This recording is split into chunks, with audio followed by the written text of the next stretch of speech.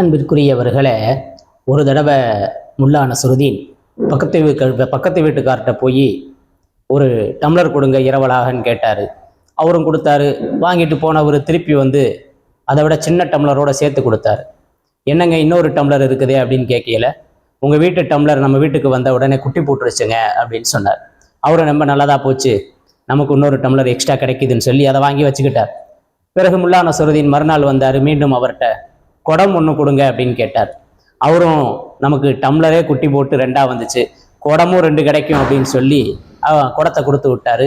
முல்லா நஸ்ருதீனும் பிறகு மறுநாள் வந்து அதை விட சின்ன ஒரு குடத்தை கொடுத்து, இது உங்கள் வீட்டு குடம் குட்டி போட்டதுன்னு கொடுத்துட்டாரு.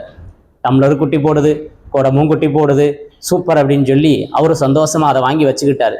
பிறகு கொஞ்ச நாள் போச்சு. முல்லா நஸ்ருதீன் வந்தார்.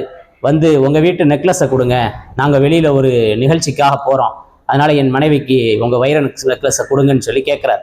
அவரும் குடம் குட்டி போட்டுச்சு, டம்ளர் குட்டி போட்டுச்சு, நெக்லஸும் குட்டி போட்டா சூப்பர் அப்படின்னு சொல்லி அவர் நெக்லஸை கொடுத்து விட்டாரு. வாங்கிட்டு முல்லா நஸ்ருதீன் போயிட்டாரு. 1 நாள் ஆச்சு, 2 நாள் ஆச்சு. கொண்டு போனவர் நெக்லஸை கொண்டு வரல. பக்கத்து வீட்டுக்காரருக்கு படபடப்பாயிருச்சு. இருந்தாலும் குடம் டம்ளர்லாம் சீக்கிரம் குட்டி போட்டிருக்கும், நெக்லஸ் மதிப்பு உயர்ந்தது, கொஞ்சம் டைம் எடுக்கும் அப்படின்னு இவரும் பொறுமையா இருந்தார். 2 மாசம் ஓடி போயிருச்சு.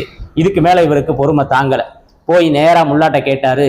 முல்லா நஸ்ருதீன் அவர்களே, இந்த மாதிரி நெக்லஸை வாங்கிட்டு போனீங்க, என்னாச்சு அப்படின்ற உடனே, ஆஹா அடடா, நான் சொல்ல மறந்துட்டேனே, உங்க வீட்டு நெக்லஸ் பிரசவிக்கும் போது இறந்து போச்சு, இப்பதான் அதை அடக்கம் பண்ணிட்டு வர்றேன் அப்படின்னு முல்லா நஸ்ருதீன் சொன்னாராம்.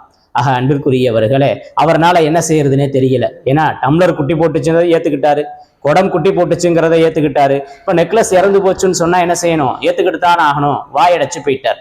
ஆக இலவசமா ஒண்ணு கிடைக்குதுன்னு சொன்னா நம்ம பொருள் எதையாவது அது எடுத்துட்டு போகுதுங்கிறது தான் அர்த்தம். கவர்மெண்டினுடைய உதவியாக இருக்கட்டும் அல்லது வேறு எந்த வகையிலாக இருக்கட்டும், எந்த பொருள் இலவசமாக கிடைக்குதோ அதுல நம்ம பொருளை இழக்க போறோங்கிறத விளங்குவதற்கும் சிந்திப்பதற்கும் அல்லாஹ் அருள் புரிவானாக.